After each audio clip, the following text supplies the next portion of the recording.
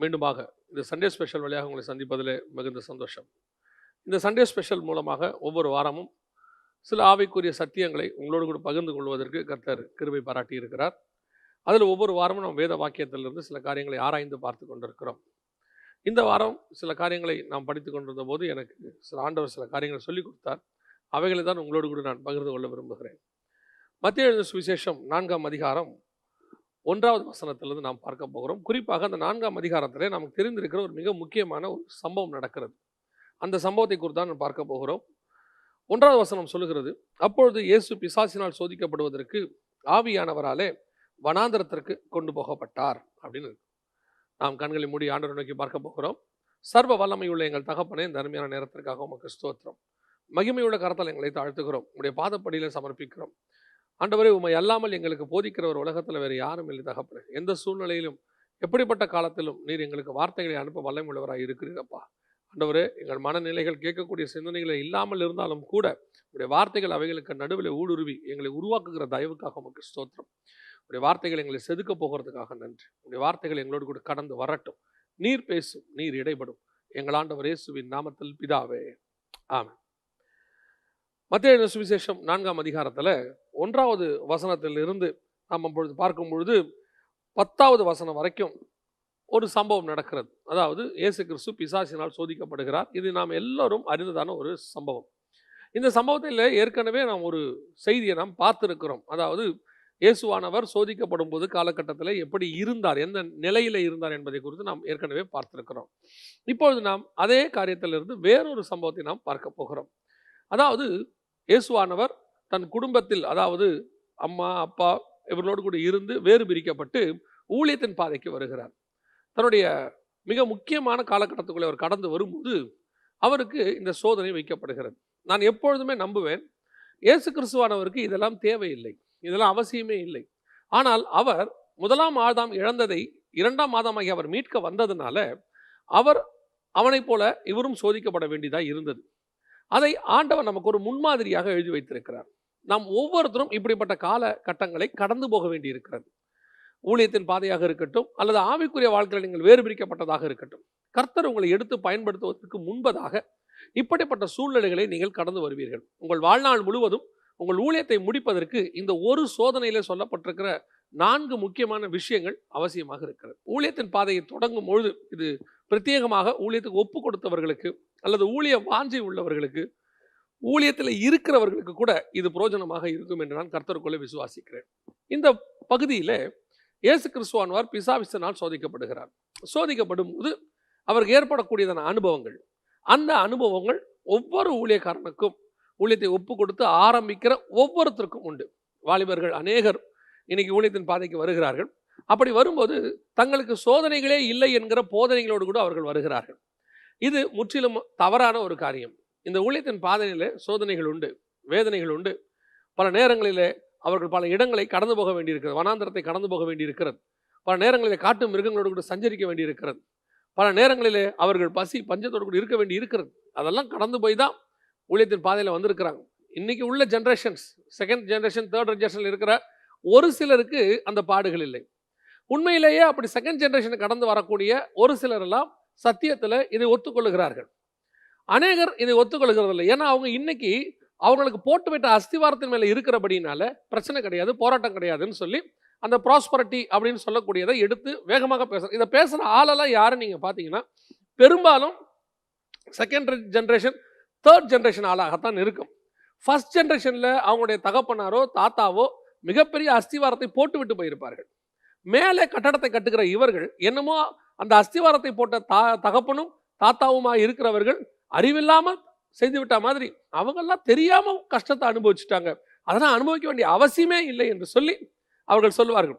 நான் அப்படிப்பட்டவர்களுக்கு நான் சில காரியங்களை சொல்றது உண்டு. நான் சொல்லுவேன், நீங்கள் புதிதாக ஒரு ஊழியத்தை ஆரம்பித்து பாருங்களேன், பயனீர் பண்ணி பாருங்க, அப்போ தெரியும் சோதனை இருக்கா இல்லையா, உபத்திரவம் இருக்கா இல்லையா, வேதனை இருக்கா இல்லையா, எல்லாம் தெரியும்.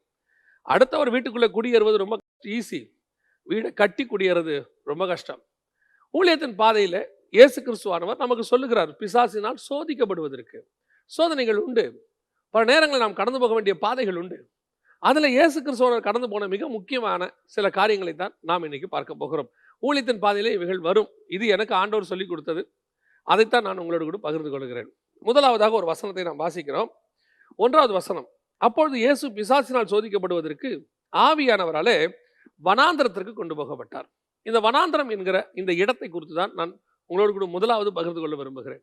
இந்த வனாந்தரம் என்பது பெரும்பாலும் வனாந்தரத்தை குறித்து நாம் கேள்விப்பட்டிருக்கிறோம். இங்கே இருக்கிறவர்கள் பார்த்திருக்க வாய்ப்பில்லை, தமிழ்நாட்டில் இருக்கிறவர்கள் பார்த்திருக்க வாய்ப்பில்லை லிட்ரலாக.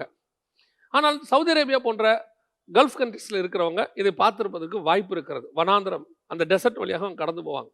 இப்போ அந்த டெசர்ட்டில் பார்த்தீங்கன்னு சொன்னால் நல்லா ரோடு போட்டு 2 பக்கமும் நல்லா ஸ்டோர்ஸ் எல்லாம் வச்சுருப்பாங்க. 50 கிலோமீட்டருக்கு ஒரு தடவை ஒரு ரெஸ்ட் பிளேஸ் இப்படிலாம் இருக்குது. ஆனால் 4000 வருஷத்துக்கு முன்னாடி எப்படி இருக்கும், 2000 வருஷத்துக்கு முன்னாடி எப்படி இருக்கும் யோசித்து பாருங்கள். 2000 வருஷத்துக்கு முன்னாடி இயேசு வனாந்தரத்துக்கு போயிருக்கிறாரு. 4000 வருஷத்துக்கு முன்னாடி ஆபிரகாம் வனாந்தரத்துக்கு போயிருக்கிறாரு. அப்போல்லாம் எப்படி இருக்கும்னு யோசித்து பாருங்களேன். யார் ரோடு போட்டு கொடுத்துருப்பா அவங்களுக்கு, எப்படி போயிருப்பாங்க? இதே அரேபியா கடல் பக்கத்தில் அந்த வனாந்தரத்தில், எகிப்து வனாந்தரத்தில், சிரியா வனாந்தரத்தில் ஆபிரகாம் போயிருக்கிறாரு.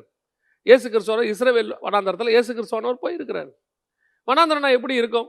ஊழியத்திற்கு அந்த பகுதிக்கு போகும்போது நான் பார்த்துருக்கிறேன். எல்லா பக்கமும் மணல், கண்டுகெடுத்து வரைக்கும். எப்படி கடலுக்குள்ளே நீங்கள் போட்டில் போயிட்டீங்கன்னு சொன்னால் சுற்றி இருக்கிற எதுவுமே தெரியாது, வெறும் தண்ணி தான். கரை எங்கே இருக்குன்னே தெரியாது. லிட்ரலாக நீங்கள் வந்துட்டு ஒரு தண்ணியிலுக்குள்ளே இருப்பீங்க, எந்த பக்கத்துலையும் உங்களுக்கு வழி தெரியாது. அந்த மாதிரி தான் பாலைவனத்துக்குள்ளேயுமே இருக்கும். நீங்கள் எங்கே போனாலும் வழி தெரியாது, எதுவுமே தெரியாது. கூப்பிட்டா கூட ஆள் இருக்க மாட்டாங்க, எந்த உதவிக்கு ஆள் இருக்காது. அப்படி ஒரு வனாந்தரமான ஒரு பகுதி. இந்த வனாந்தரமான பகுதியில் எதுவுமே இருக்காதுன்னு வச்சுக்கோங்களேன். ஆனால் இயேசு கிறிஸ்துவானவர் ஊழியத்திற்கு எடுக்கும்போது முதலாவது அவர் போகிற இடம், கிராஸ் பண்ணுற இடம் எதுன்னு கேட்டிங்கன்னா வனாந்தரம். இந்த வனாந்தரத்தை குறித்து அதிகமாக நாம் செய்திகளை கேட்டிருக்கிறோம். வனாந்தரத்தை குறித்து அதிகமாக நாம் போதிக்கப்பட்டிருக்கிறோம். ஆனால் வனாந்தரத்தை குறித்து அந்த போதனைகளுடைய விளைவு என்னவா இருக்குன்னா பயம். நமக்கு பயமுறுத்தி வச்சிருக்க வனாந்தரம். என்ன சொல்லி வச்சிருக்கிறாங்க? வனாந்தரம் உபத்திரவம், வனாந்தரம் கஷ்டம், போக முடியாது. இல்லைங்க, இந்த வனாந்தரம் என்பது ஒவ்வொரு நல்ல ஊழியக்காரனுடைய வாழ்க்கையிலும் கடக்க வேண்டிய, அல்லது நிச்சயம் அவன் கடக்கணும், அப்படி போக வேண்டியதான ஒரு இடம். எப்படி நிச்சயமா நீங்க பார்க்கணும்னு ஒரு இடத்த வச்சிருப்பீங்களோ உங்க வாழ்நாளில், அந்த மாதிரி நம்ம ஊழியத்தில் கடந்து போக வேண்டிய ஒரு பாதை எதுன்னு கேட்டால் அந்த வனாந்தரம். ஏன்னா அந்த வனாந்தரம் தான் பல காரியங்களை உங்களுக்கு சொல்லிக் கொடுக்கும். தனிமையை மாதிரி உங்களுக்கு பாடம் சொல்லிக் கொடுக்கக்கூடிய ஸ்தலம் வேற ஒண்ணுமே இருக்காது. நீங்க நிறைய பேர் தனிமையில உட்கார முடியுமா, தனிமை இனிமை காண முடியுமா இப்படிலாம் சொல்லுவாங்க. தனிமையில நீங்க தேவனோட உட்காந்து பாருங்க, அப்ப கிடைக்கிற வெளிப்பாடுகளே தனி. தேவனோடு கூட உறவாட தெரிஞ்சுக்கிட்ட மனுஷன் கூட்டத்தோட இருக்க விரும்ப மாட்டாங்க. தேவனோட சத்தத்தை கேட்க தெரிஞ்சுக்கிட்டவங்க பெரிய கூட்டத்தோடு கூட இருக்க அவங்க விரும்பவே மாட்டாங்க. பெரிய பெரிய தேவ மனுஷங்களை பார்த்துருக்கிறேன், அவங்கள சுற்றி க்ரௌடே இருக்காது. அவங்க எப்போ அந்த கூட்டத்தை முடிச்சுட்டு போய் தேவ சமூகத்தில் உட்காரலான்னு யோசிச்சுட்டே இருப்பாங்க. அதுவும் இயேசு கிறிஸ்துவும் அப்படித்தான். தனித்திருக்கும்படி போனார்னு இருக்கும். பெரும்பாலும் அவர் தனித்திருக்கிறது எங்கே போனார்? வனாந்தரத்துக்கு போனாருன்னு தான் இருக்கும். ஏன் வனாந்தரத்துக்கு போகிறாரு? ஏன் வனாந்தரத்தில் தான் ஒன்றுமே கிடைக்காது இல்லையோ, எது கிடைக்குதோ இல்லையோ, ஆனால் எனக்கு அந்த தேவனோடு கூட இருக்கக்கூடிய ஒரு அனுபவம் கிடைக்கும். வனாந்தரத்தை நீங்கள் உபத்திரவம் என்று வைத்துக் கொள்ளுங்கள். அந்த உபத்திரவம் இருக்குது, அந்த உபத்திரவத்தில் தேவனுடைய அன்பை நீங்கள் புரிந்து கொள்ள முடியும். அந்த உபத்திரவத்தில் தேவனுடையதான நடத்துதலை நீங்கள் பார்க்க முடியும். அந்த உபத்திரவத்திலே தேவனுடைய ஆறுதலை பார்க்க முடியும். அந்த உபத்திரவத்தில் தேவன் உங்களை தேற்றுகிறதை நீங்கள் பார்க்க முடியும். நமக்கு கடந்து வந்த உபத்திரவங்கள் எத்தனையோ இருக்கு. இந்த உபத்திரவத்தெல்லாம் தேவன் மட்டும் இல்லாதிருந்தால் நம்ம என்ன ஆயிருப்போம் யோசித்து பாருங்க. இந்நேரம் மனிதர்கள் நம்மளை விழுங்கி இருப்பார்கள். நம்ம மனுஷனை மட்டும் நம்பி உபத்திரவ காலத்தில் போயிருந்தோம்னு சொன்னால் இந்நேரம் நம்ம இல்லாமல் போயிருப்போம். நாம இல்லாம இன்னும் ஜீவனோடு கூட இருக்கிறோம்னா அந்த உபத்திரவத்தில் அவர் நம்மோடு கூட இருந்ததுனால தான். அந்த உபத்திரவத்தின் பாதை இருக்கு பார்த்தீங்களா, அதில் கிடைக்கிற எக்ஸ்பீரியன்ஸ் தட்ஸ் வெரி டிஃப்ரெண்ட். அது உங்களுக்கு எத்தனை கோடி கொடுத்தாலும் கிடைக்காது. உங்க எல்லாருக்கும் தெரிஞ்ச ஒரு சம்பவம் தான், வாட்ஸ்அப்பில் கூட வந்துச்சு, ஞாபகம் வரதுனால சொல்றேன். ஒரு பெரிய நகைக்கடை அதிபர் தனக்கு அப்புறம் தன் மகன் கையில் அதை ஒப்படைப்பதற்கு முன்பதாக தன் மகனை 1 மாதம் அளவும் தெருக்களில் நடக்க விட்டாராம். ஒவ்வொரு கடையிலும் போய் நீ வேலை பார்க்கணும், ஒரு கடையில் 1 வாரம் தான் வேலை பார்க்கணும், அந்த இடத்துல தன் பேரை யூஸ் பண்ணக்கூடாது, இன்ஃப்ளூயன்ஸ் எதுவுமே யூஸ் பண்ணக்கூடாது, நீயா சம்பாதிக்கணும், நீயா சாப்பிடணும், அந்த 1 வாரத்தில் நீ 4 இடத்துல வேலை பார்க்கணும். அது எத்தனையோ மாதம் சொல்லியிருக்கிறார். காரணம் என்ன? ஏன் அந்த பாதையில் நடத்தணும்? தன் தகப்பனை நடத்தணும். நான் உங்ககிட்ட ஒரு 3000 கோடி ரூபாய் 4000 கோடி ரூபாய் மதிப்புள்ளதான ஒரு ஆர்கனைசேஷனை ஒப்படைக்க போகிறேன். உனக்கு அதோட வேல்யூ தெரியணும், பணத்தோட வேல்யூ தெரியணும். பணத்தோட வேல்யூவை தெரியணும்னா பணக்காரங்க கூட இருந்தால் பணத்தோட வேல்யூ உனக்கு தெரியாது. பணத்தோட போட்டி தான் நீங்கள் போடுவீங்க. ஏழைகளோட இருந்தால் தான் அந்த பணத்தோட வேல்யூ தெரியும். பசின்னு ஒரு இடத்துல இருந்தால் தான் சாப்பாட்டோடைய அருமை தெரியும். வெயில்னு ஒரு இடத்துல இருந்தாதான் மரத்தினுடைய அருமை தெரியும். இந்த அருமையே தெரியாம கஷ்டத்தின் பாதையிலே வராம தகப்பன் சம்பாரிச்சு வச்ச ஸ்தலமோ தகப்பன் சம்பாரிச்சு வச்ச வீட்டுக்குள்ளேயே உட்காந்துக்கிட்டு நீங்க உபத்திரம் கிடையாது வேதனை கிடையாதுன்னு சொன்னா எப்படி? நல்லா யோசிச்சு பாருங்க. சர்வ வல்லமை உள்ள தேவன், இந்த பூமியை எல்லாவற்றையும் நல்லா கண்ட தேவன், தன்னுடைய குமாரனை கொண்டு போய் வனாந்தரத்தில் வைக்கிறாருன்னா சும்மா வைப்பாரா? உங்களை நடத்தி கொண்டிருக்கிற பாதை உபத்திரத்தின் பாதையாக இருக்கும். ஊழியத்தின் ஆரம்பத்தில் ஒவ்வொரு ஊழியக்காரனும் பட்ட கஷ்டம் என்னன்னு அந்த ஊழியக்காரர்கிட்ட கேளுங்க. இன்னைக்கு இருக்கிற ஊழியக்காரங்கிட்ட நான் சொல்லலை, இன்னைக்கும் ஊழியக்காரங்க கஷ்டப்படுறவங்க இருக்கிறாங்க. அந்த கஷ்டம் எதுக்காக? கஷ்டங்கிற வார்த்தையை நீங்க ரொம்ப கஷ்டமா பாக்குறீங்க. கஷ்டம் என்பது எதற்காக? ஒரு தாய் கஷ்டப்படுவது எதற்காக? பிரசவ வேதப்படுறது ஒரு சந்தோஷத்தை பெறுவதற்காக. அந்த கஷ்டமே வேண்டாம் அப்படின்னு சொல்லிட்டு இன்ஜெக்ஷன் போடுறாங்க, இப்பெல்லாம் ஆப்ரேஷன் பண்றாங்க. அதனால அவங்க என்ன நினைச்சுக்கிறாங்க? அந்த டெலிவரி பெயின் கிடையாது, நம்ம கிராஸ் பண்ணி வந்துட்டோம், எனக்குலாம் அந்த பெயினே கிடையாது. தெரியுமா உங்களுக்கு? அந்த டெலிவரி பெயின் அப்ப கிடைக்க வேண்டிய மிகப்பெரிய இம்யூனிட்டி பவரை நீங்கள் இழந்து விட்டீர்கள். கிடைக்க வேண்டிய பலன், அந்த எலும்புகள் வலுவடையுமா? அந்த வலுவடைய வேண்டிய எலும்புகள், அந்த பலனை நீங்கள் பெறாமல் போய்விட்டீர்கள். அந்த பிள்ளையை பெற்றெடுக்கும் போது உயிர் போய் உயிர் வருகிற அந்த வலி வரும்போது அவளுக்குள்ள ஒரு மனோ தைரியம் வரும், இதை பெற்றெடுக்க வேண்டும். அந்த மனோ தைரியத்தை நீங்கள் இழந்து போய் விட்டீர்கள். எத்தனை கோடி கொடுத்தாலும் அந்த எக்ஸ்பீரியன்ஸ் உங்களுக்கு கிடைக்காது பாருங்க. இன்ஜெக்ஷனை போட்டோம், குழந்தைய பெற்றோம், ஆப்ரேஷன் பண்ணோம், ஓ நாங்கள் நல்லா இருக்கோம், இன்ஜெக்ஷன் அப்படி ஆப்ரேஷன் பண்ணவங்க எத்தனை பேர் நீங்கள் முதுகு வலியோடு இருக்காங்க தெரியுமா? அந்த இன்ஜெக்ஷன் போட்ட இடத்துல. நான் குற்றமாக சொல்லவில்லை, நான் சொல்லுகிறது கூட நீங்கள் புரிந்து கொள்வேன் நினைக்கிறேன். அந்த வனாந்தரத்தின் பாதை உன்னை உருவாக்கும், அந்த கஷ்டம் உன்னை நிலைநிறுத்தும். இந்த ஊழியத்தின் பாதையில் ஒவ்வொரு சபையை கட்டி முடிச்சு ஒரு சபைன்னு வந்து உட்காரத்துக்குள்ள அந்த போதகனும் அந்த மெய்ப்பனும் படுகிற பாடுகள் இருக்கு பாருங்க. ஒரு செங்கலை வாங்குறதுக்கு அவங்க படுற கஷ்டம் இருக்கும், அதற்குள்ள அவன் படுற ஏளனங்கள் இருக்கும்.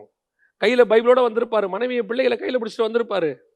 அதில் சொந்தக்காரங்கப்பட்ட பேசுகிற வார்த்தைகள், அவங்க பேசுகிற ஏளனமான வார்த்தைகள், சுற்றி இருக்கிறவங்க சொன்னப்பட்ட வார்த்தைகள், இதையெல்லாம் கேட்டுட்டு ஊழியம் பண்ணணும், பிரசங்கம் பண்ணணும். போகிற இடத்துல எதிர்ப்பு, அடி உத, இவைகளுக்கு நடுவில் எழும்பி நின்று ஒரு ஆலயத்தை 15 வருஷம் கழிச்சு அப்படி கட்டி முடிப்பாப்ல. அன்னைக்கு பார்க்குறவங்க சொல்லுவாங்க, அவருக்கு என்ன நல்லா இருக்கிறாரு, நல்லா பெரிய சர்ச்சை கட்டிட்டாரு. அந்த ஒவ்வொரு செங்கலுக்கு நடுவில் சிமெண்ட் இருக்கோ இல்லையோ அந்த ஊழியக்காரனுடைய ரத்தம் இருக்கிறது, அந்த வனாந்தரத்தின் பாதை இருக்கிறது, அவன் சிந்தனை கண்ணீர் இருக்கிறது. அதுதான் ஆலயமாய் உருவாகி நிற்கிது.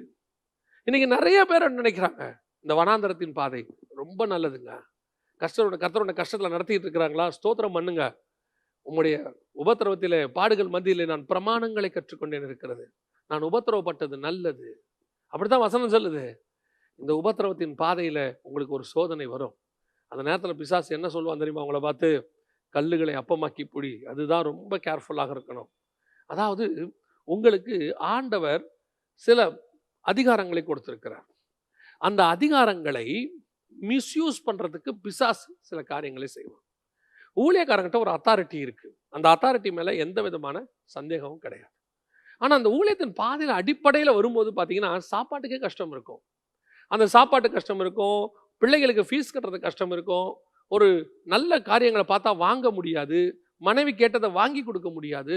ஒருத்தர்கிட்ட பேசிட்டு இருக்கும்போது அந்த போதகருடைய மனைவி பேசிகிட்டே இருக்கும்போது, வயசானவங்க, இப்போ அவங்களுக்கு ஒரு 60 வயசு இருக்கும், அவங்க அழுதுகிட்டே சொன்னாங்க, ஒரு சோடா கேட்டாங்களாம். அந்த பாஸ்டர்லாம் அன்றைக்கி சோடா வாங்கி கொடுக்க முடியல 40 வருஷத்துக்கு முன்னாடி. இன்னைக்கு பெரிய சபை இருக்குது, அவர் பார்க்குறவங்க சொல்கிறாங்க பெரிய சர்ச்சு, பெரிய பாஸ்டர். ஆனால் அவர் கடந்து வந்த பாதையில் ஒரு சோடா வாங்க முடியாத நிலை இருக்குது பார்த்தீங்களா? அந்த நேரத்தில் தாங்க பிசாசு உங்களை வந்து என்ன செய்வான் தெரியுமா? லூப் லைன் ஒன்று கொடுப்பான். என்ன சொல்லுவான்? அப்படி ஒரு சைடு வேலை, அப்படி ஒரு தாழ்ந்து போ, அப்படி அந்த அவங்களுக்கு ஏற்ற மாதிரி பேசு, உங்கள்கிட்ட தான் இருக்க, பணக்காரனுக்கு ஏற்ற மாதிரி பேசு. அந்த பணக்காரனை பார்த்தவொடனே கொஞ்சம் அப்படி. நிறைய ஊழியர்கள் அப்படிப்பட்டவர்கள் இருக்கிறார்கள். ஒரு எவாஞ்சலிஸ்ட் ஊழியத்துக்கு வர பாதையில் ஒரு பெரிய பணக்காரர் சொல்லி கொடுத்த ஒரு மிக முக்கியமான ஆலோசனை என்னன்னு கேட்டிங்கன்னா, நீங்கள் பணக்காரர் இடத்துல கொஞ்சம் அனுசரித்து போங்க. அப்படி அனுசரித்து நீங்கள் போனீங்கன்னு சொன்னால் அந்த பணக்காரர்கள் உங்களுடைய ஊழியங்களுக்கு ரொம்ப பிரயோஜனமாக இருப்பார்கள். ஆனால் யாக்கோபு புஸ்தகம் சொல்லுது, பணக்காரனை ஏழையும் கண்டா ஏழைக்கு அனுசரித்து போ. 2 பேருக்கும் சமநீதி தான். இங்கே பணக்காரனை பார்த்த உடனே நீ வேற மாதிரி மாறக்கூடாது. சில நேரங்களில் இந்த ஊழியத்தின் பாதையில் நம்ம வரும்போது கொஞ்சம் காசு உள்ளவங்க நம்மளை டாமினேட் பண்ண நினைப்பாங்க. கொஞ்சம் காசு இருந்தால் அல்லது சபைக்கு உதவி செய்ய வந்தால் அல்லது அந்த சபையில் அவங்க ஒரு மூப்பராக இருந்தா அவங்க டாமினேட் பண்ண நினைப்பாங்க. நான் சொல்றபடி செய்யுங்க பாஸ்டர். இங்கே தான் நீங்க கேர்ஃபுல்லாக இருக்கணும். இதுதான் பிசாசினுடைய தூதர்கள். கர்த்தர் அவர்களை அனுப்பி வைத்தது உங்களுக்கு உதவி செய்வதற்கு தானே ஒழிய உங்களை ஆளுகை செய்வதற்கு அல்ல. பல நேரங்களிலே ஊழியர்களும் அந்த இடத்துல தாழ்ந்து போகிறார்கள். அவங்க காசு கொடுக்குறாங்க, நல்லா தசமாங்காணிக்க கொடுக்குறவங்களா இருப்பாங்க, அதிகமாக தசமாங்காணிக்க கொடுக்குறவங்களா இருப்பாங்க. இன்னும் சொல்ல போனால் எவாஞ்சலிஸ்டுக்கு மாதம் மாதம் ஒரு பெரும் தொகையை கொடுக்குறவங்களா இருப்பாங்க. உடனே அவங்ககிட்ட அந்த மாதம் மாதம் கொடுக்க ஆரம்பித்து இவர் வாங்க ஆரம்பிச்சிட்டாருன்னா உடனே அவர் மேலே அவருக்கு அதிகாரம் வருது. ஒரு சவுண்டாக பேசுறது, ஒரு ஒரு அதிகார தோரணை. நல்லா தெரியணும், அந்த நேரத்தில் சொல்லணும், நான் நீ கொடுக்கிற சாப்பாட்டினால் பிழைக்கிறவன் அல்ல, நான் கர்த்தருடைய வார்த்தையிலே பிழைக்கிறவன், நான் தேவன் சொன்ன வாக்கு தத்தத்தின்படி பிழைக்கிறவன். கர்த்தர் என்னை நடத்துகிறார், கர்த்தருடைய வசனம் என்னை நடத்துகிறது. ஏன் தெரியுமா? உனக்கு அழைப்பு கொடுத்தவன் பணக்காரன் அல்ல, உனக்கு அழைப்பு கொடுத்தவன் உனக்கு உதவி செய்கிறவன் அல்ல, உனக்கு அழைப்பு கொடுத்தவன் உன்னை தாங்குகிறவன் அல்ல, உனக்கு அழைப்பு கொடுத்தது கர்த்தர், உன்னை உருவாக்கினது கர்த்தர். பல நேரங்களிலே ஊழியர்கள் இந்த மாதிரி ஆட்களுக்கு முன்பாக அப்படி கொஞ்சம் குனிஞ்சிங்கன்னு வச்சுக்கோங்க, உங்க முதுகு ஒரு 10 டிகிரி அவங்களுக்கு முன்னாடி குனிஞ்சிச்சுன்னு வச்சுக்கோங்க, அடுத்த 90 டிகிரி அவன் ஏறி மேலே உட்காந்துருவாங்க. இன்னைக்கு நிறைய ஊழியர்களுடைய ஊழியங்கள் காணாம போனது அதுக்காகத்தான். உன்னுடைய ஊழியத்தின் பாதை என்பது, அபிஷேகம் என்பது கனமானது, அது கர்த்தர் கொடுத்தது. நீ வானத்துக்கும் பூமிக்கும் நடுவில் மீடியேட்டரா இருக்கிறோம். பூமியில உள்ளவனை பரலோகத்துக்கு கூட்டிட்டு போறதுக்கு கர்த்தர் செலக்ட் பண்ண பாத்திரங்களாக இருக்கிறோம். அது போதகராக இருக்கட்டும், மெய்ப்பராக இருக்கட்டும், அல்லது எவாஞ்சலிஸ்டாக இருக்கட்டும், தீர்க்கதரிசியாக இருக்கட்டும். ஆனால் உங்களையும் என்னையும் விலை கொடுத்து வாங்க முடியாது என்பது எல்லா பணக்காரனுக்கும் தெரியணும். உனக்கு தான் கல்லுகளை அப்பமாக்கி புசிக்கிறதுக்கு ஒரு சான்ஸ் இருக்கு, அப்படி போ, சைடு வேலையே போய் அப்படி சாப்பிட்டு திருப்தியா இரு. ஆண்டவர் சொன்னாரு, நான் வார்த்தையில் பிழைக்கிறவன், நான் இந்த மாதிரி ஆட்களால் பிழைக்கிறவன் கிடையாது. எனக்கு அந்த வல்லமை இருக்கு, என்னால செய்ய முடியும். ஆனால் எலியாவுக்கும் யோவான் ஸ்நானகனுக்கும் அது ஒத்து வராது. அது கேயாசிக்கும் பிழையாமுக்கும் ஒத்து வரும், அது இயேசு கிறிஸ்துவுக்கு ஒத்து வராது, அப்போஸ்தலருக்கு ஒத்து வராது. ஏன்னா நீங்களும் நானும் விசேஷித்த அபிஷேகம் பெற்றவர்கள். அப்படிதான் வசனம் சொல்லுது. ஒரு நாளும் வனாந்தரத்தில் கஷ்டத்துல இந்த மாதிரி ஆட்களுக்கு இடம் கொடுத்துறாதீங்க. அப்புறம் ஊழியம் கடைசி வரைக்கும் அவர்கள் உங்களுக்கு முள்ளாக இருப்பார்கள், உங்களை கேவலப்படுத்துவார்கள். அவங்க என்ன சொல்லுவாங்க தெரியுமா? நான் பார்த்து வந்த பாஸ்டர் ஒரு காலத்தில் நம்ம வீட்டில் வந்து அரிசிக்கு உட்கார்ந்துருப்பார், அப்படியே சொல்வார்கள். நான் சிலர் சொன்னதை நான் கேட்டிருக்கிறேன். அப்படியே சொல்வார்கள். உனக்கு தேவையான அரிசி என்றால், உனக்கு கொடுக்க வேண்டும் என்று அவன் விரும்பினால் அவனை வந்து கொடுக்க சொல், அதுதான் உனக்கு இருக்கிற மரியாதை. எப்பவுமே ஒரு காரியத்தை நல்லா மனசுல வச்சுக்கொள்ளணும், ஊழியக்காரன் யாருக்கு முன்பாகவும் குனிந்து போகக்கூடாது, தாழ்மையா இருக்கணும். அதுல எந்த கருத்தும் இல்லை. காலை கழுவுறதுக்கு ரெடியா இருக்கணும், நோ இஷ்யூஸ். ஆனால் ஊழியக்காரனை விலை கொடுத்து வாங்கலாங்கிற எண்ணம் யாருக்குமே வரக்கூடாது. ஊழியக்காரன் யார்? கர்த்தரால் அபிஷேகம் பண்ணப்பட்டவன், அவன் உன்னதமான தேவனுடைய ஊழியன். அந்த காரியம் இருக்கணும். வனாந்திரம் உன்னை கொன்று போடும் பல நேரங்களில். இந்த மாதிரி விஷயத்துல இங்க நீங்க தோத்து போயிருவீங்க. தோக்காம ஜெயமா சொல்லணும், நான் கர்த்தருடைய வசனத்தில் பிழைக்கிறவன். ரெண்டாவது, இங்க ஜெயிச்ச உடனே உங்க ஊழியத்தின் பாதை அடுத்த லெவலுக்கு மேல போகும். அடுத்து நீங்க ஒரு படி ஸ்டேஜ் மேல போவீங்க. கர்த்தர் இப்போ உங்களை ஆசீர்வதிக்க தொடங்குவார். ஏன்னா நீங்க ஃபர்ஸ்ட் ரவுண்ட் ஜெயிச்சிருக்கிறீங்க. ஃபர்ஸ்ட் ரவுண்ட்ல பிசாச அடிப்படையில் ஜெயிச்சிட்டீங்க. சாப்பாடே எனக்கு இல்லையா, ஆனாலும் உன் பேச்சுக்கு நான் கீழ்ப்படைய மாட்டேன். எவ்வளவு பெரிய விஷயம் பாருங்க. நான் கஷ்டத்தில் தான் இருக்கேன், ஆனா நான் உனக்கு அடிபணிய மாட்டேன். எனக்குன்னு ஒரு கௌரவம் இருக்கு. அந்த இடத்துல நீங்க ஜெயிச்ச உடனே உங்கள் நிமித்தம் பரலோகம் சந்தோஷப்படும். என் பிள்ளை வைராக்கியம் உள்ளவனா இருக்கிறான். இப்ப அடுத்து உங்களுக்கு ஒரு உயர்வு கொடுக்கும். இது மொத்த ஊழியத்தினுடைய, நம்முடைய வாழ்க்கையினுடைய மொத்தத்தினுடைய ஸ்டஃப்பை ஒரே அதிகாரத்தில் இயேசு சொல்லுவார். அடுத்து நீங்க கொஞ்சம் அப்படி உங்க ஊழியத்தின் பாதையில கொஞ்சம் அப்படி மேல வருவீங்க. வரும்போது இப்ப எங்க கூட்டிட்டு போவாங்க பாருங்களேன். அடுத்து நீங்க எங்க கொண்டு போவீங்க? 5வது வசனம். அப்பொழுது பிசாசு அவரை பரிசுத்த நகரத்திற்கு கொண்டு போய் தேவாலயத்தின் உப்பரிக்கையிலே நிறுத்தி. இப்ப 2வது இடம் எங்க தெரியுமா? தேவாலயத்தின் உப்பரிக்கை, பரிசுத்த நகரம். இப்போ உங்களுடைய ஸ்டாண்டர்ட் வளர்ந்துருக்குது. இப்போ நீங்க கொஞ்சம் மேலான இடத்துக்கு வந்திருக்கிறீங்க. இப்போ கர்த்தர் ஊழியத்தில் உங்களை ஆசீர்வதிக்க தொடங்கி இருக்கிறாரு. இப்போ ஒரு ஸ்டாண்டர்டா ஒரு நல்ல க்ரௌடு வருது.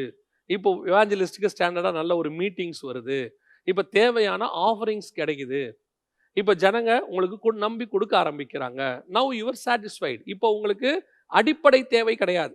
சாப்பாட்டுக்கு பிரச்சனை இல்லை, பிள்ளைகளுக்கு ஃபீஸுக்கு பிரச்சனை இல்லை, போக்குவரத்துக்கு பிரச்சனை இல்லை, எல்லாம் ஆண்டவர் கொடுத்துருக்கிறாரு. நவ் யூ ஆர் ஓகே, உங்கள் லைஃப் நல்லா போயிட்டுருக்கு.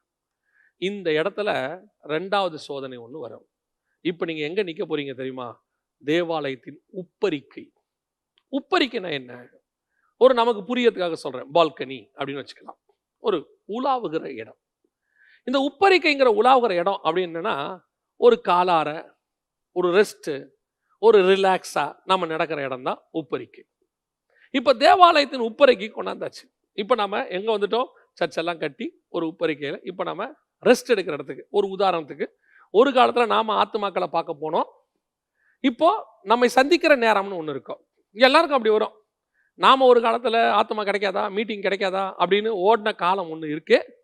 ஒரு காலம் என்ன வரும்? இப்போ டைம் இல்லை, டேட் இல்லை, இப்போ பார்க்க முடியாது, கொஞ்சம் பிஸியாக இருக்கிறோம், இந்த மாதிரி சிச்சுவேஷன் ஒன்று வரும். நான் சொல்கிறதெல்லாம் அடிப்படை உண்மை. அப்படிலாம் இல்லை அப்படிலாம் சொல்லுவாங்க. இது ப்ராக்டிக்கல். கொஞ்சம் ரிலாக்ஸ் ஆகிற சிச்சுவேஷன் ஒன்று வரும். நீங்கள் ரிலாக்ஸாக அப்படி ஓகே ரைட் ஃபைன், அது எல்லாரும் கடந்து வருகிற பாதை தான். அப்படி வரும்போது இந்த உப்பரிகை இருக்குது பார்த்தீங்களா, இந்த இடம் வந்து ஒரு டேஞ்சரான இடம். ஊழியத்தினுடைய அடுத்த பாதையில் கொஞ்சம் நீங்கள் ரிலாக்ஸ்ன்னு ஆக தொடங்குறீங்களே, நீங்கள் ரிலாக்ஸ் ஆகக்கூடாது. அங்கே தான் ரொம்ப முக்கியம். ஏன்? இந்த உலாவுகிற உப்பரிகை இருக்குல்ல, இது மிக முக்கியமான வீழ்ச்சியின் இடம். வனாந்தரம் எப்படி ஒரு கஷ்டத்தின் இடமோ, வனாந்தரம் எப்படி ஒரு உபத்திரவத்துக்கான இடமோ, அதே மாதிரி உப்பரிக்கை என்பது வீழ்ச்சியின் இடம். இப்போ மனுஷனுக்கு நேரிடுகிற சோதனைகள் அப்படின்னு உலகத்தில் உண்டானவைகள் ஒரு 3 இருக்கு. பைபிள் அப்படிதான் யோவான்ல எழுதுது. 1 யோவான்ல இருக்கு. வசனம் சொல்லுது, கண்களின் இச்சையும் ஜீவனத்தின் பெருமையும் மாம்சத்தின் இச்சையும் உலகத்தில் உண்டானவைகள் அப்படின்னு இருக்கு. நீ ஏன் இந்த வசனத்தை இங்க சொல்ற அப்படின்னு கேட்டீங்கன்னு சொன்னா, இந்த உப்பரிக்கையில உலாவும் போது இந்த 3 பாவமும் வரும். உலகத்தில் உண்டான 3 பாவம். உதாரணமாக நேபுகாத் நேச்சார் 4ஆம் அதிகாரம் தானியேல் புஸ்தகம். நேபுகாத் நேச்சார் உப்பரிக்கையில் உலாவும் போதுதான் அவனுக்கு ஜீவனத்தின் பெருமை வந்தது. நான் கட்டிய மகாபாபிலோன். தாவீது உப்பரிக்கையின் உலாவும் போதுதான் கண்களின் இச்சை வந்தது. என்னது? பத்சேபால் குடிக்கிறது. அப்சலோம் உப்பரிக்கையின் மேல்தான் மாம்சத்தின் இச்சையை நடப்பித்தான் தன் தகப்பனின் மறுமனையாட்டிகளோடு. இந்த உப்பரிக்கை என்பது வெரி டேஞ்சரஸ் பிளேஸ். நம்ம வாழ்க்கையில நாம கடந்து வந்த பிறகு, முன்னாடி சாப்பாடுக்கே கஷ்டப்பட்டுக்கிட்டு இருப்போம், ஊழியத்தை வளர்க்கணும், ஆவிக்குரிய வாழ்க்கையில வளரணும், அதுல தான் ஃபுல் கான்சென்ட்ரேஷன் இருக்கும். இந்த ஃபுல் கான்சென்ட்ரேஷன் அதுல போகும்போது மீட்டிங் கிடைக்காதா, ஒரு ஆத்மாவை சந்திக்க மாட்டோமா, 12 மணிக்கு யாரும் கூப்பிட்டாலும் ஏஞ்சி ஓடுவோம், ஒரு மீட்டிங் கிடைக்காதான்னு ஓடுவோம், எங்கேயோ ஒரு காட்டுக்குள்ள மீட்டிங் கூப்பிட்டாலும் வரேன், இல்லை பஸ்ஸே கிடையாது லாரி ஏறி தான் வர்றோம், ரைட்டு எல்லாம் ஓகே. இப்போ செகண்ட் ஸ்டேஜுக்கு வந்திருக்கிறோம் நம்ம.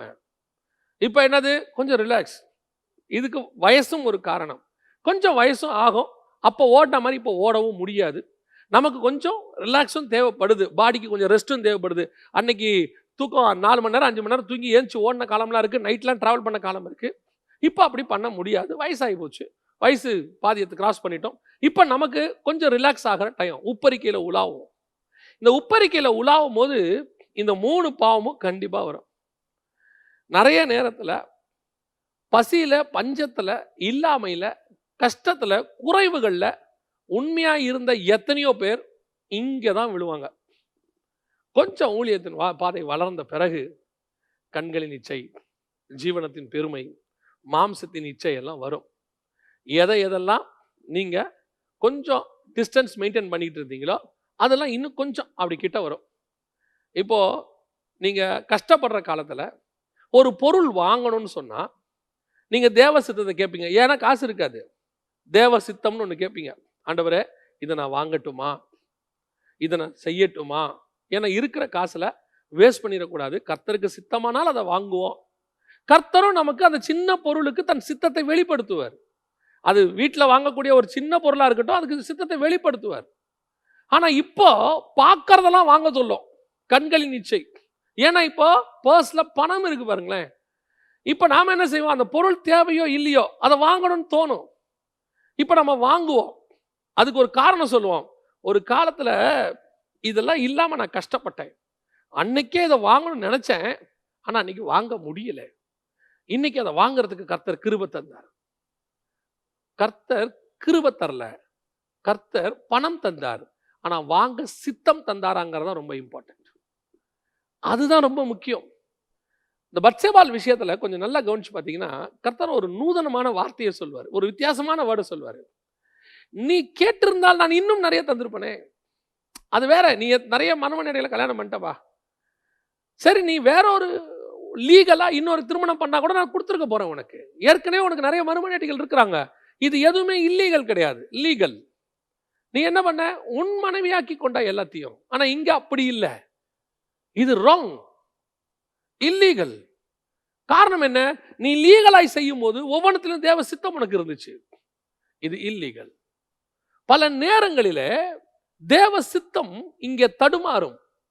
நான் எப்போ சொல்வேன், காசு இல்லாத போது நீங்கள் கர்த்தருடைய சித்தத்தை மட்டும்தான் செய்வீர்கள், ஏன்னா வேற வழி இல்லை. ஆனால் பணம் இருக்கும்போது கர்த்தருடைய சித்தத்தை செய்வது ரொம்ப கஷ்டம். பல நேரங்களிலே நீங்கள் தடுமாறுவீர்கள், தேவ சித்தம் தாண்டி போகும், ஜீவனத்தின் பெருமை வரும். ஒரு ஊழியத்தின் பாதையிலே நீங்கள் ஆரம்பிக்கும் போது நீங்கள் எல்லாவற்றையும் ஒத்துக்கொள்வீர்கள். நான் ஒரு சின்ன ஊழியக்காரன் தான், நான் வந்து இப்போதான் வளர்ந்து வரேன், ஒத்துக்கொள்வீர்கள். வேதத்தில் உங்களுக்கு அறிவு குறைவு, ஆமா எனக்கு கொஞ்சம் கம்மி தான், நான் பெரிய அதை கரைச்செல்லாம் குடிக்கல, உண்மை. இது எல்லாம் இருக்கும். எப்போ அந்த ஜீவனத்தின் பெருமை வரும் தெரியுமா, உங்களுக்குன்னு ஒரு க்ரௌடு வந்து உங்களை ஒரு 4 பேர், ஓ உங்க செய்தி பிரமாதம், உங்களை மாதிரி யாரும் பேச முடியாதுன்னும் போது யாராவது உங்க செய்தியில எனக்கு ஒரு சந்தேகம் இருக்கு அப்படின்னா எங்கிட்டே வா அப்படின்னு கேட்பாங்க. எனக்கே வா, எனக்கு ஒரு ஊழியரை தெரியும், அவர் என்னிடத்துல சொன்ன வார்த்தையை நான் சொல்லுகிறேன். வேதத்தில் ஒரு தவறான போதனையை செய்து விட்டார். It's wrong.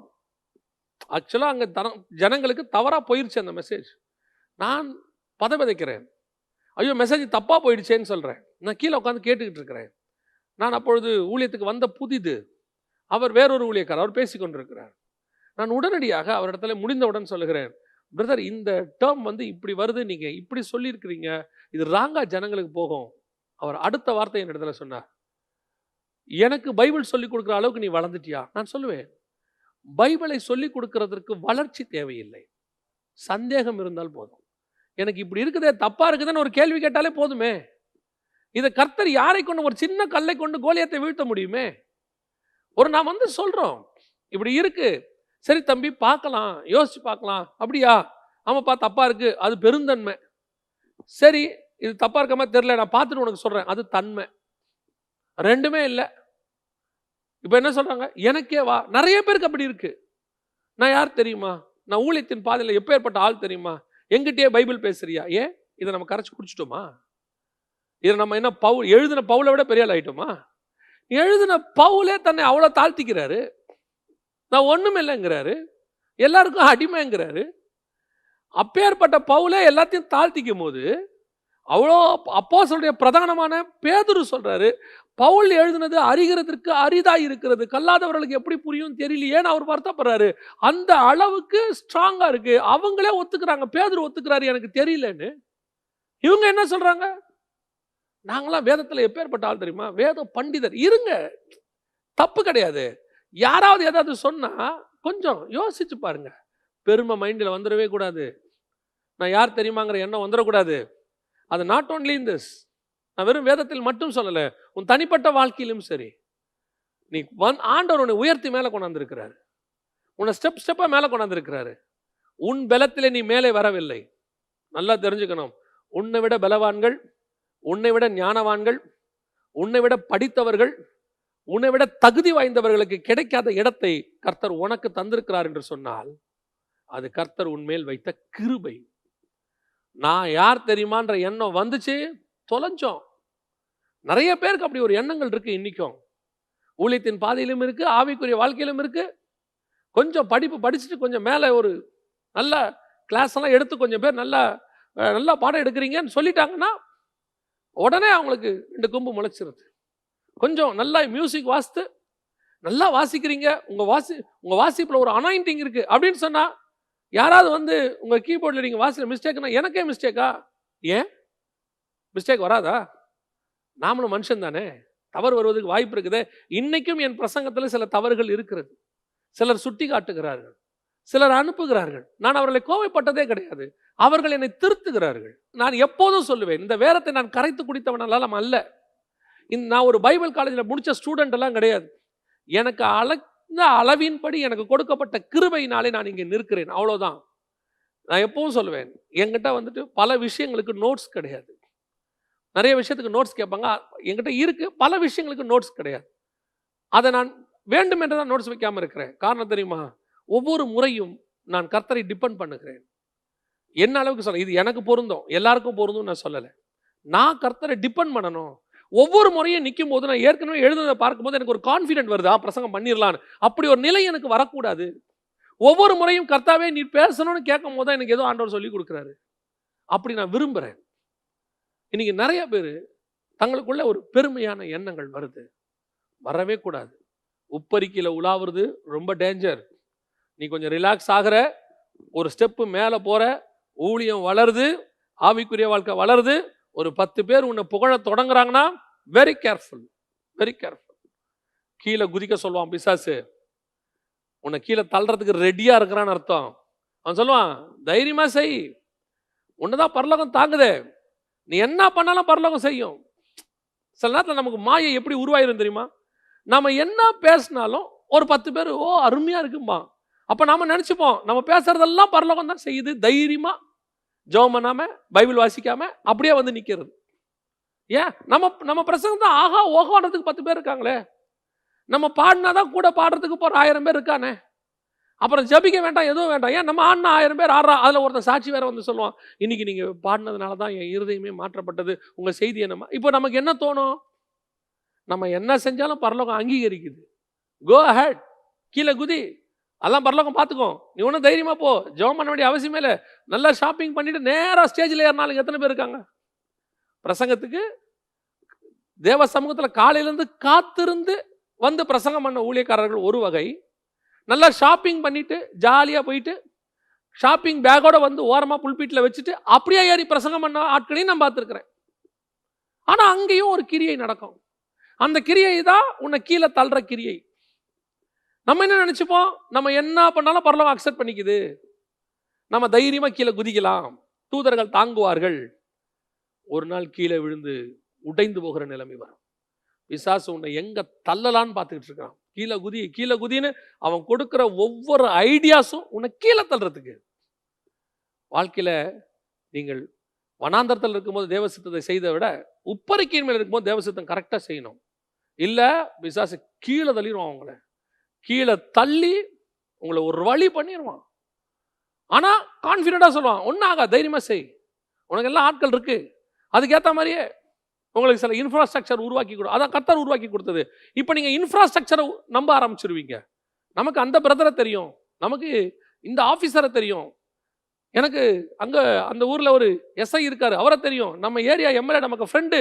இன்ஃப்ராஸ்ட்ரக்சர் இது மேலே நம்பிக்கை வந்துடும்.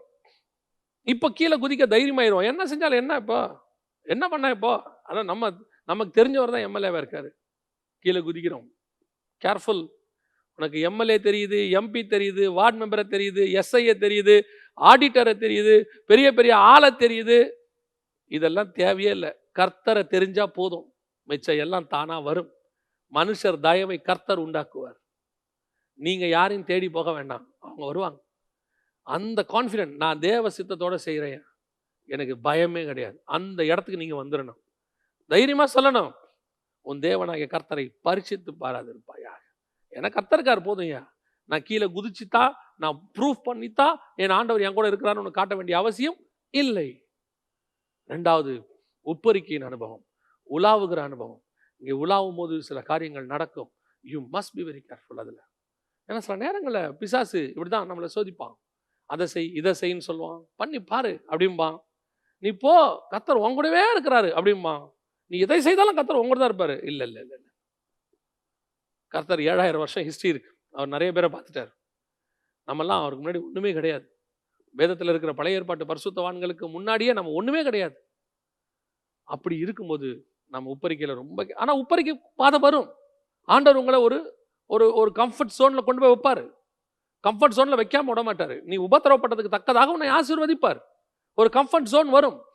கம்ஃபர்ட் ஜோன்ல தான் நீ கேர்ஃபுல்லாக இருக்கணும். நீ காலமெல்லாம் வனாந்தரத்திலே இருக்கணும் என்பது கர்த்தருடைய திட்டம் இல்லை. வனாந்தரத்தில் இருந்த இயேசு ஊருக்குள்ளேயும் வராரு. ஊருக்குள்ள வந்த இயேசு பணக்காரன் வீட்டில் போய் சாப்பிட்றாரு. பணக்காரன் வீட்டுக்கே நான் போக மாட்டேன்னு அவர் சொல்லலை. பணக்காரன் வீட்டுக்கு போய் சாப்பிட்றாரு. பணக்காரன் வீட்டுக்குள்ளே போனாலும் இயேசு தான். அவரை பணக்காரனுடைய எந்த காரியமும் கரைப்படுத்தாது. அந்த மாதிரி இருக்கணும். உப்பரிக்கைக்கு வரும், கம்ஃபர்ட் ஜோன் வரும். யூ மஸ்ட் நல்லா இருப்பீங்க. அந்த இடத்துல இந்த வனாந்தரத்தில் இருந்த தாழ்மையை விட மேலான தாழ்மை வரணும்.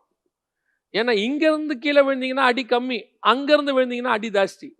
உயரம் போக போக பயம் வரணும். பயம் வர வர தேவனை பற்றுகிற எண்ணம் வரணும்.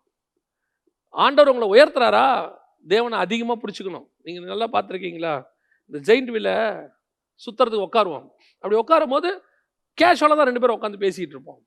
இந்த குழந்தைங்க என்ன செய்யும், மேலே போக போக பயம் வர வர வர அந்த அந்த உச்சிக்கு நம்ம போகும்போது அந்த பிள்ளைங்க கண்ண மூடி நம்ம கையை பிடிச்சிக்கும். அதுக்கு மேலே பார்க்காது. ஏன், இதுக்கு மேலே எனக்கு பயமாக இருக்குது. உயரத்தில் தான் நான் இருக்கேன், ஆனால் நான் கையை பிடிச்சிக்கிறேன். நான் கீழே விழுந்துட போறியா, கூட இருக்குது, ஆனாலும் கூட எனக்கு ஒரு பற்றுதல் உள்ள தேவை. இவ்வளோ சேஃப்டியில் தானே உட்காந்துருக்க, ஏன் கையை பிடிச்சிக்கிற? எனக்கு ஒரு பற்றுதல் தேவை. எனக்கு அந்த பயம் இருக்கிறது நல்லது. மேலே போக போக ஆவிக்குரிய வாழ்க்கையில ஊழியத்திலேயே மேலே போக போக கர்த்தரை பிடித்து கொள்ளுகிற ஒரு அனுபவம் அதிகமாக பிடிக்கணும். அதிகமாக பிடிக்கணும். இன்னும் உயரம் போக போக பிடிச்சிக்கிட்டே இருக்கணும். விட்டுறவே கூடாது. உலாவ ஆரம்பிச்சோம் விட்டுட்டு கஷ்டம். இது 2வது இடம். 3வது அதே 4ஆம் அதிகாரம் மத்தேயு எழுதின சுவிசேஷம் 8வது வசனம். மறுபடியும் பிசாசு அவரை மிகவும் உயர்ந்த மலையின் மேல் கொண்டு போய் உலகத்தின் சகல ராஜ்யங்களையும் அவரின் மகிமையும் அவருக்கு காண்பித்து. 3வது இடம் என்ன தெரியுமா, உயர்ந்த மலையின் மேல் கொண்டு போய். முதல்ல வனாந்திரம், அடுத்த ஒரு ஸ்டெப் மேலே. இது உப்பரிக்கையின் மேல் உலாவுகிற அனுபவம். இது உப்பரிக்கையில் இப்போ ஜெயிச்சிட்டார் இயேசு. இப்போ நீங்கள் அடுத்த லெவலுக்கு வரும்போதும் அநேக ஊழியர்களை நான் பார்த்துருக்கிறேன். அவர்கள் மேலே வர வர சைலண்ட் ஆகிட்டே போவாங்க, அமைதியாகிட்டு போவாங்க. அவங்ககிட்ட பேச்சு அதிகமாக இருக்காது, அதிகமாக ஜனங்களோட புழங்க மாட்டாங்க. அவங்க ஒரு ரூமை செலக்ட் பண்ணிப்பாங்க, அது உள்ளேயே உட்காந்துருப்பாங்க. தேவைப்பட்டா வெளியே வருவாங்க. ஏன்னா அவங்களுக்கு தெரியும் உப்பரிக்கை கீழே தள்ளுற இடம்னு. கூடுமான வரைக்கும் அவங்க உலாவ மாட்டாங்க வெளியே. ஏன்னா வீழ்ச்சி அதிகமாக இருக்கும்னு அவங்களுக்கு தெரியும். அதனால என்ன செய்வாங்க, பெரிய பரிசுத்தவான்களை நான் பார்த்துருக்கிறேன். அவர்கள் தங்களை ஒரு அறைக்குள்ளே எவ்வளோக்குள்ள அடைத்துக் கொள்ள முடியுமோ அவ்வளோக்கு அடைத்துக் கொள்வார்கள். ஊழியத்தின் காரியங்களுக்கு வெளியே வருவார்கள், தன் குடும்பத்தின் காரியங்களுக்கு வெளியே வருவார்கள். மற்றபடி உட்காந்து அந்த கூடுகை இந்த கூடுகை, அப்படி அரட்டை அடிக்கிறது, இங்கே அரட்டை அடிக்கிறது, இந்த மாதிரி ஊர் சுற்றி பார்க்கறதுக்கு எல்லாரும் இணைஞ்சு ஃப்ரெண்ட்ஸாக போகிறது, இந்த மாதிரிலாம் அவங்க அவாய்ட் பண்ணிகிட்டே வருவாங்க. ஏன்னா வீழ்ச்சி இருக்கும்னு அவங்களுக்கு ஒரு பயம் இருக்குது. ஏன்னா இப்போ உப்பரிக்கைக்கு வந்திருக்கிறோமே, உப்பரிக்கை மேலே வரும்போது வி மஸ்ட் பி வெரி கேர்ஃபுல்ல.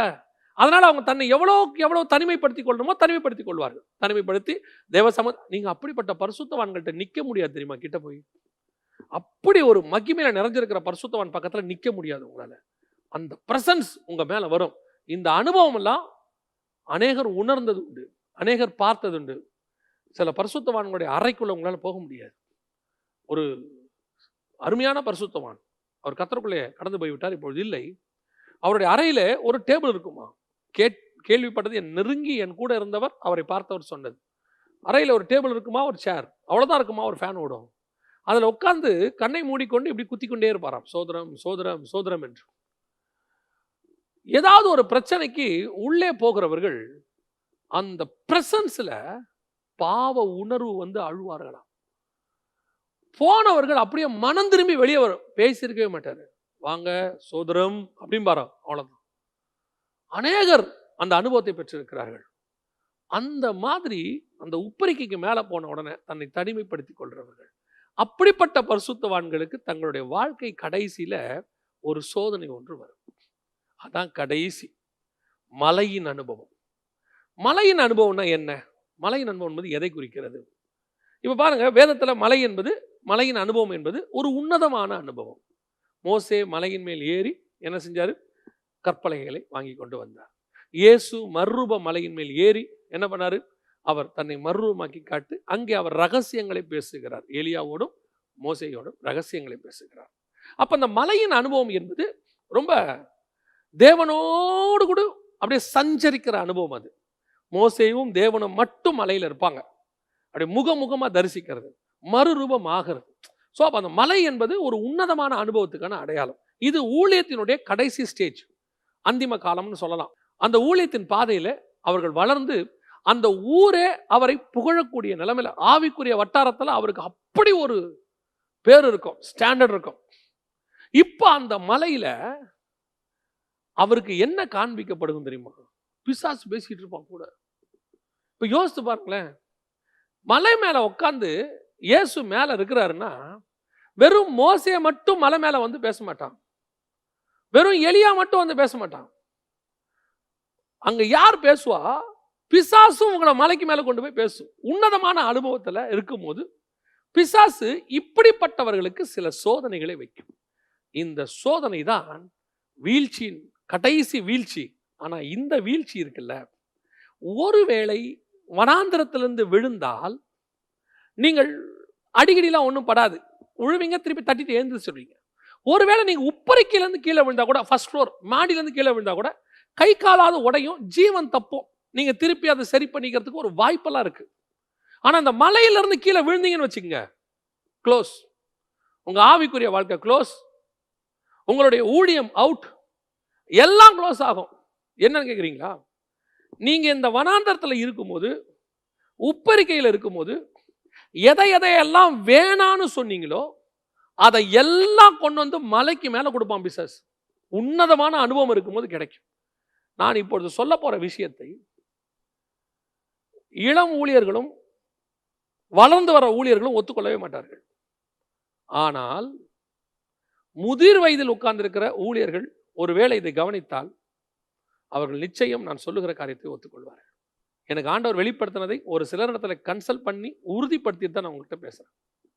ஒரு ஊழியத்தின் பாதையில உச்சத்துக்கு நீங்கள் வரும்போது, உங்கள் வயதான காலத்தில் நல்ல ஊழிய அனுபவம் வந்து நிற்கும் போது, எதையெல்லாம் நீங்க கீழே வேணான்னு சொன்னீங்களோ அதை அத்தனையும் மேலே கொண்டு வந்து கொடுப்பான்.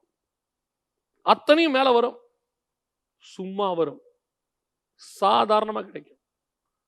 நீங்கள் இங்கே ஊழியத்தை ஆரம்பிக்கும் போது அல்லது கொஞ்சம் வளர்ந்து வரும்போது உங்களுக்கு பட்டம் பதவிகளை கொடுக்கும்போது நீங்கள் சொல்லுவீங்க, எதுவுமே தேவையில்லை, விடுங்க, நான் வெறும் பாஸ்டராக இருந்துட்டு போகிறேன், நான் வெறும் பிரதராக இருந்துட்டு போகிறேன், எனக்கு கொடுத்த அழைப்பில் கடைசி வரைக்கும் நான் நின்றுட்டு போகிறேன், விடுங்க அப்படிம்போம்.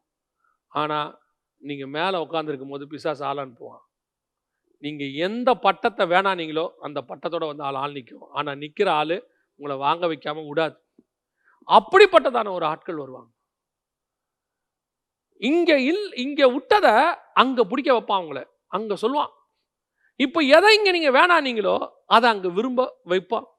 உங்களை என்ன சொல்லுவான்னா, உங்கள் ஊழிய அனுபவத்துக்கு, உங்களுடைய எக்ஸ்பீரியன்ஸுக்கு இந்த ஊர்லேயே இந்த பட்டத்துக்குரியவங்க யாருமே கிடையாது, இந்த பதவி உங்களுக்கு தான் பொருந்தும், யார் யாரோ வாங்குறாங்க, நீங்க வாங்கணும், உங்களுக்கே என்ன அடுத்த தோணும், அப்ப நம்ம தான் அதுக்கு தகுதியான ஆள் போல அப்படின்னு தோணி உங்களை வாங்க வைப்பாங்க.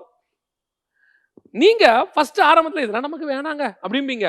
ஆனால் உங்களை சுத்தி இருக்கிறவன் என்ன சொல்லுவான், இதுக்கு நீங்க தகுதி ஆயிட்டீங்க அப்படின்னு அவன் சொல்லுவான். நான் சொல்லுவேன், அப்பவும் அதை நீங்கள் வேண்டாம் என்று தான் சொல்ல வேண்டும்.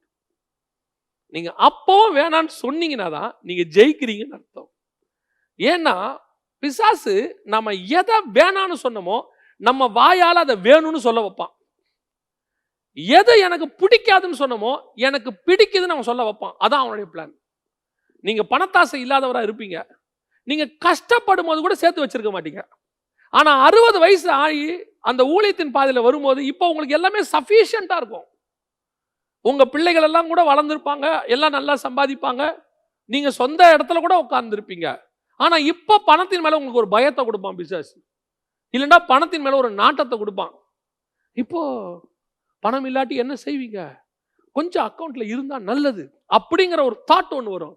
ஏன், நீங்க அப்ப நல்லா உழைச்சிங்க, அப்போ உங்களுக்கு காசு வந்துச்சு, இப்போ உழைக்க முடியாம உட்காந்துருக்கீங்க, ஊழியம் போறதில்ல, மீட்டிங் போறதில்ல, இப்போ வீட்டில் சும்மா இருக்கிறீங்க, இப்போ காசுக்கு என்ன பண்ணுவீங்க? இப்போ என்ன அர்த்தம், நான் உழைச்சதுனால தான் எனக்கு காசு வந்துச்சா? நான் வாலிப பிராயத்தில் ஓடினதுனால காசு வந்துச்சா? ஓடினாலும் காசு வராது, உழைச்சாலும் காசு வராது. கர்த்தருடைய கிருபையினால அன்னைக்கு வந்துச்சு. எத்தனை பேர் கஷ்டமா ஊழியம் பண்ணி ஆஃபரிங் இல்லாம போயிருக்காங்க. ஆனா உனக்கு அன்னைக்கு கொடுத்தாரு. அன்னைக்கு கொடுத்த ஆண்டவர் இன்னைக்கும் கொடுப்பதற்கு வல்லமையுள்ளவராயிருக்கார். நமக்கு தான் வயசாயிருக்கு, ஆண்டவருக்கு வயசு ஆகல. அதை புரிஞ்சுக்கணும் நல்லா. நான் சொல்றது வெறும் பணம், பட்டம், பதவி அல்ல. பாவத்திலும் சொல்லுவேன். அன்னைக்கு எதை கண்டு நீங்கள் ஓரமாக நின்று ஒரு டிஸ்டன்ஸை மெயின்டைன் பண்ணீங்களோ அது இன்னைக்கு அருகாமையில் வரும், அருகில வந்து நிற்கும். இப்போ உங்களுக்கு என்ன தோணும்?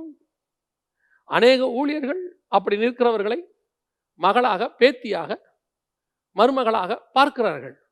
எல்லாரும் அல்ல. விழுந்து போனவர்கள் எத்தனையோ பேர் இருக்கிறார்கள். சரீரம் மாறிவிட்டது வயதோகத்திற்கு, சிந்தனை மாறிவிட்டதா? சிந்தனைக்கு வயசாச்சா? 73 வயது உடைய ஒரு ஊழியரோடு கூட உட்கார்ந்து நான் பேசிக் கொண்டிருந்தேன். அவர் அப்பொழுது இந்த ரகசியத்தை சொன்னார். இன்னைக்கு அநேக ஊழியர்களுக்குள் இந்த வீழ்ச்சி இருக்கிறது என்று சொன்னார். அவர் பழகின நண்பர்களோடு கூட வைத்து அவர் அந்த அனுபவத்தை சொன்னார். ஒரு வீழ்ச்சி இருக்கிறது பிரதர், வயதானவர்களுக்கு அது ரொம்ப அதிகமாக இருக்கிறது என்று சொன்னார். நான் யாரையும் குற்றப்படுத்தவில்லை. we want to be very careful என்று சொல்லுகிறேன். இது ஊழியத்தின் பாதையினுடைய கடைசி. உலகம் நம்மளை எப்படி பார்க்கும் தெரியுமா? அவர் மலையின் மேல் இருக்கிறவர், அவர் பெரிய ஆளுங்க, ஒரு மகிமை, அவர் பிரசன்ஸ். உன் சிந்தனை என்ன என்பது உங்களுக்கு மட்டும்தான் தெரியும். உங்களுக்குள்ள இருக்கிற எண்ணம் என்ன என்பது உங்களுக்கு மட்டும்தான் தெரியும். உலகம் சொல்லும் அவர் பூரண பரிசுத்தவான் என்று. நான் உங்களுக்கு ஒரு சாட்சியை சொல்ல முடியும். நான் பேர் சொல்ல விரும்பவில்லை. அவர் தன்னுடைய புத்தகத்தில் விதமாக எழுதியிருக்கிறார். தன் வயதோப காலத்தில் அற்புதமான ஒரு புத்தகத்தை எழுதினார் பரிசுத்தத்தை குறித்து.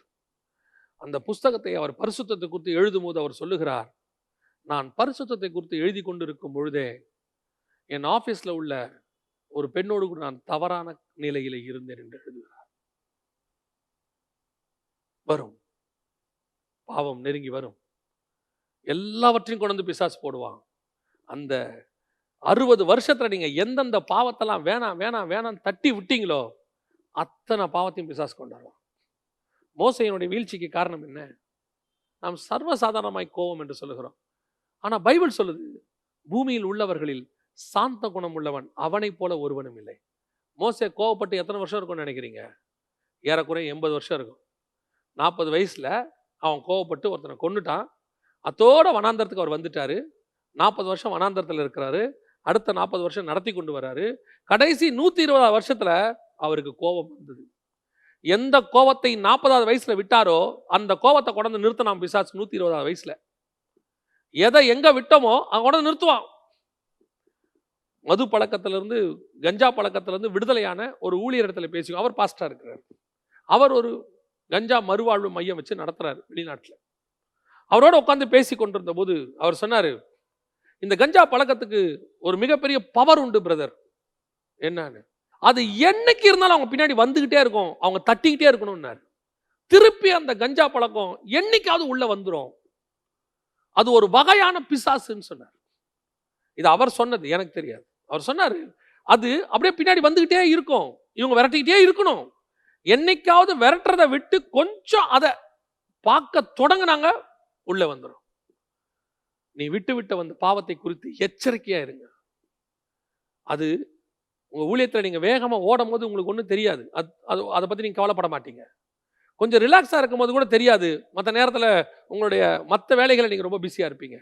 ஆனா இப்போ எல்லா கடமையும் முடிச்சுட்டு நீங்க அப்படி ஈஸி சேர்ல உட்காந்து சாஞ்சு இருக்கும் போது நீங்கள் 100% நல்லவர்கள். நான் குற்றம் போடவில்லை. 190% பரிசுத்தவான்கள். ஒரு 10% பேருக்கு அந்த எண்ணம் உள்ளே வரும், அந்த தாட்ஸ் உள்ளே வரும். பழைய பாவங்கள் இன்னும் இருக்கும். அதை கடந்து போய் அதையும் நீங்க கிராஸ் பண்ணணும் பாருங்க. தைரியமா சொல்லணும், அப்பாலே போ சாத்தானே. அவனை ஜெயிக்கிறதுக்கு ஒரே வழிதான் இருக்கு. நீ தேவனாகிய கர்த்தர் ஒருவரை ஆராதனை பண்ணிக்கிட்டே இருக்கணும். உங்களுக்கும் தேவனுக்குமான தொடர்பு இருந்துகிட்டே இருக்கணும். எப்போ கொஞ்சம் அப்படி உட்கார்ந்து மற்றதை யோசிக்க நினைச்சீங்களோ உள்ள வந்துடும் எல்லாம். உங்களுக்கும் தேவனுக்கும் கேப் வரவே கூடாது. வயசான காலத்துல அந்த கேப் வரவே கூடாது. அதான் ரொம்ப முக்கியம். 300 வருஷம் தேவனோட சஞ்சரித்து இருந்த யோனுக்கு 300வது வருஷமும் சஞ்சரித்தனால தான் கர்த்தர் தூக்கிட்டு போனார். ஃபர்ஸ்ட் 100 வருஷம் சஞ்சரிச்சுட்டு அடுத்த 200 வருஷம் அவர் சஞ்சரிக்காம இருந்திருந்தாருன்னா போயிருக்க முடியாது. முதல் 100 வருஷத்தை விட அடுத்த 100 வருஷம் இன்னும் சஞ்சரிக்கணும். அடுத்த 100 வருஷத்தை விட கடைசி 100 வருஷம் இன்னும் அதிகமாய் சஞ்சரிக்கணும். எந்த அளவுக்கு? எடுத்துக்கொள்ளப்படுகிற அளவுக்கு சஞ்சரிக்கணும். அப்ப வயசு ஆக ஆக தேவனோட சஞ்சரிக்கிறது கூடிட்டே போகணும். ஆவிக்குரிய வாழ்க்கை வளர வளர தேவனோட சஞ்சரிக்கிறது கூடிட்டே போகணும். அப்படி ஒரு எக்ஸ்பீரியன்ஸ் நீங்கள் வரும்போது, தேவனை ஆராதித்துக் கொண்டே இருக்கும் பொழுது மற்ற எதுவும் உங்ககிட்ட வராது. எல்லாத்தையும் உதறி தள்ளுவீங்க. ஐயா, நீங்க தான் அந்த பட்டத்துக்குரியவர், அப்பாலே போ சாத்தானே. ஐயா, இந்த ஊர்லயே இந்த பதவிக்கு நீங்க தான் தகுதியான ஆளு, அப்பாலே போ சாத்தானே. ஐயா, இந்த இடத்துல உங்களை மட்டும்தான் நாங்க பாக்குறோம், உங்களை கனப்படுத்த விரும்புறோம், உங்க தலையில கிரீடம் வைக்க விரும்புறோம், உங்களுக்கு ஒரு பொன்னாடை போத்த விரும்புறோம், பெரிய ஸ்டேஜுக்கு வர அப்பாலே போ சாத்தானே. சொல்லிட்டே இருக்கணும், கடைசி வரைக்கும் சொல்லணும், விரட்டணும். கர்த்தருக்கு முன்பாக முடிவு பரியந்தம் ஓடி முடித்து சுழல் காற்றில ஏறி மேல போன எலியா மாதிரி போனோம். என்னை எதுவும் நிறுத்தாது, என்னை எதுவும் அசைக்காது. நான் உன்னதமான தேவனுடைய ஊழியக்காரன். வனாந்திரமும் என்னை ஜெயிக்காது, உப்பரிக்கையும் என்னை ஜெயிக்காது, மலையும் என்னை ஜெயிக்காது. என்னை ஜெயித்தவர் ஒருவர் இருக்கிறார். அவர் பலத்தினாலே உம்மாலே நான் ஒரு மதிலை தாண்டுவேன், உம்மாலே ஒரு சேனைக்குள் பாய்வேன். விசுவாசத்தை துவக்கினவர் முடிக்கவும் வல்லமை உள்ளவராக இருக்கிறார். நம்ம ஜெபம் ஆரம்ப காலத்தை விட முடிவு காலத்துல நிறைய இருக்கணும். ஓட்டம் ஓடி முடிக்கும் போது தாங்க அந்த ஓட்டப்பந்தயக்காரன் இன்னும் ஆக்டிவா மாறிடுவான். எப்படிப்பட்ட மரத்தான் ஓடுறவங்க கூட சோர்ந்து போனா கூட அந்த முடிவு வரும்போது ஒரு வேகம் ஒன்று வரும். ரன்னிங் ரேஸ் ஓடுறவங்களா இருக்கட்டும், யாரா வேணா இருக்கட்டும். ஏன் ஒரு கேம் முடியும் போது, கிரிக்கெட்டை பாருங்க, கேம் முடியும் போது பாருங்க, ஒரு வேகம் ஒன்று வரும். அந்த மாதிரி நம்முடைய ஆவிக்குரிய வாழ்க்கையினுடைய முடிவு வரும்போது ஒரு வேகம் வரணும், ஒரு உத்வேகம் வரணும். இத்தனை வருஷம் நான் ஓடிட்டேன், இப்ப மிஸ் பண்ணிடக்கூடாது. சில நேரங்களிலே ரிட்டையர் ஆகிறவங்கள என்ன பண்ணுவாங்க, சில சில போஸ்டிங்கில் மட்டும் அது நடக்கும். நீங்கள் கேள்விப்பட்டிருப்பீங்க. ரிட்டையர் ஆகிறவங்க என்ன பண்ணுவாங்க, ஒரு வாரத்துக்கு முன்னாடியே வீட்டுக்கு அனுப்பிடுவாங்க. ஒரு வாரத்துக்கு முன்னாடியே வீட்டுக்கு அனுப்பிட்டு அவங்க ரிட்டையர் ஆன அன்னைக்கு வந்து சைன் மட்டும் பண்ணிட்டு அந்த ரிட்டையர்மெண்ட் விழாவில் கலந்துட்டு போக சொல்லுவாங்க. சில டிபார்ட்மெண்ட்ல மட்டும். காரணம் என்ன தெரியுமா? அந்த ஒரு வாரத்தில் அவங்க 58 வருஷம் ஓடி இருக்கிறாங்க. அந்த ஒரு வாரத்தில் ஏதாவது பிளாக் மார்க் ஆகி அவங்க தப்பு நடந்து அவங்களுடைய 58 வருஷம் கேரியரும் வீணாய் போயிடக்கூடாதுன்னு சொல்லிட்டு அவங்க என்ன செய்வாங்கன்னு கேட்டிங்கன்னா, அவங்கள அப்படியே பொத்தி பாதுகாத்து, நீங்கள் வீட்டிலே இருங்க சார், 1 வீக், நோ இஷ்யூஸ், நாங்கள் பார்த்துக்குறோம் எல்லாம், நீங்கள் ஃபேர்வெல் டே அன்னைக்கு வந்தால் போதும். அன்னைக்கு அவங்கள கௌரவப்படுத்திய காரணம் என்னன்னா, 58 வருஷம் ஓடின ஆளு இந்த ஒரு வாரத்தில் எதுலேயும் சிக்கிடக்கூடாது, ஓடிடக்கூடாது, விழுந்துடக்கூடாது, அவர் நல்லபடியாக போகணும். ஒரு உலக பிரகாரமாக வேலை பார்க்கிறவர்களுக்கே அவர் மேல் அவளை அக்கறை இருக்குமானால், சர்வ வல்லமை உள்ள தேவனுக்கு நம்ம மேல எவ்வளவு அக்கறை இருக்கணும். அந்த கடைசி சோதனையில ரொம்ப கேர்ஃபுல்லா இருக்கணும். கானானுக்குள்ள பிரவேசிப்பதற்கு முன்பதாக அந்த 120வது வயசுல ஒரு தட்டுனா பாருங்க, அதுதான் கஷ்டம். நாம் அந்த மாதிரி கடைசி ஃபைனல் எபிசோட் எப்பவுமே பக்காவா செய்யணும். என்னுடைய முடிவு காலத்தில் ஆண்டவரே, என்னுடைய ஆவி, ஆத்மா, சரீரம், என் சிந்தனை, பேச்சு, பார்வை, செய்கை, நடக்கை எல்லாம் உங்க கூட தான்ப்பா இருக்கணும். கடைசி நிமிஷத்துல பிசாசு என்னை தட்டிடக்கூடாதுப்பா. 60 வருஷம் 70 வருஷம் ஓடணுன்னா இந்த ஒரு நாள் ஒரு நிமிஷத்துல அதை நான் இழந்துடக்கூடாது ஆண்டவரே. இந்த அப்பாலே போ சாத்தானேங்கிறத சொல்லிக்கிட்டே இருக்கணும். அப்பதான் மலையில் இருக்கிற நாம் அப்படியே ஏறி அவரோடு கூட மேலே போக முடியும். இந்த 3 சோதனைகளை, 3 இடங்களை நம்முடைய வாழ்க்கையில, ஆவிக்குரிய வாழ்க்கையில, ஊழியத்தின் பாதையில கிராஸ் பண்ணும்போது நாம் அவரோடு கூட நித்தியமாய் வலது பாரசத்திலே உட்காருகிறவர்களாய் இருக்கிறோம். நாம் ஜெபம் பண்ண போறோம். சர்வ வல்லமையுள்ள எங்கள் தகப்பனே, அருமையான நேரத்திற்காக உமக்கு ஸ்தோத்திரம். தேவனாகிய கர்த்தர் தந்த வார்த்தைகளுக்காக நன்றி தகப்பனே. நாங்களும் இந்த ஓட்டத்தில் இருக்கிறோம்ப்பா, கேட்கிறவங்களும் இந்த ஓட்டத்தில் இருக்கிறாங்க ஆண்டவரே. நாங்கள் எங்கள் பலத்தினால ஓடல அப்பா, எங்கள் ஓட்டத்தை துவக்கனரும் முடிக்கவும் நீர் வல்லமை உள்ளவராய் இருக்கிறீர் ஆண்டவரே. நாங்கள் முடிவு பரியந்தம் ஓடி முடிக்க எங்களுக்கு கிருபை பாராட்டுங்க அப்பா. ஆண்டவரே, எங்கள் பலத்தில் நாங்கள் கேட்கல, உங்கள் பலத்தில் நாங்கள் கேட்குறோம். தேவ ஆவியானவரே, முடிவு பரியந்தம் ஓடி முடிக்க கிருபை பாராட்டும். ஒருவேளை வனாந்தரத்தின் பாதையில் இருக்கிறவர்களுக்கு, உப்பரிக்கையின் மேல் நடக்கிற அனுபவத்தில் இருக்கிறவர்களுக்கு ஒவ்வொருத்தருக்காய் நான் ஜெபிக்கிறேன். மலையின் மேல் இருக்கிற எங்களுடைய முற்பிதாக்களுக்கு, எங்களுக்கு முன்பாக ஓடின பரிசுத்தவான்களுக்காய் நான் ஜெபிக்கிறேன். அவர்களும் இந்த ஓட்டத்தை நல்லபடியாய் ஓடி முடித்து மேகம் போல திரளான சாட்சிகளாய் மாறி நாங்கள் இன்னும் அவர்களை குறித்தும் வரப்போகிற சந்ததிக்கு சாட்சி சொல்லத்தக்கதாய் எங்களுக்கு முன்பாக நிற்கட்டும் ஆண்டவரே. ஆசீர்வதியும், வழி நடத்தும். இயேசுவின் நாமத்தில் பிதாவே, ஆமென்.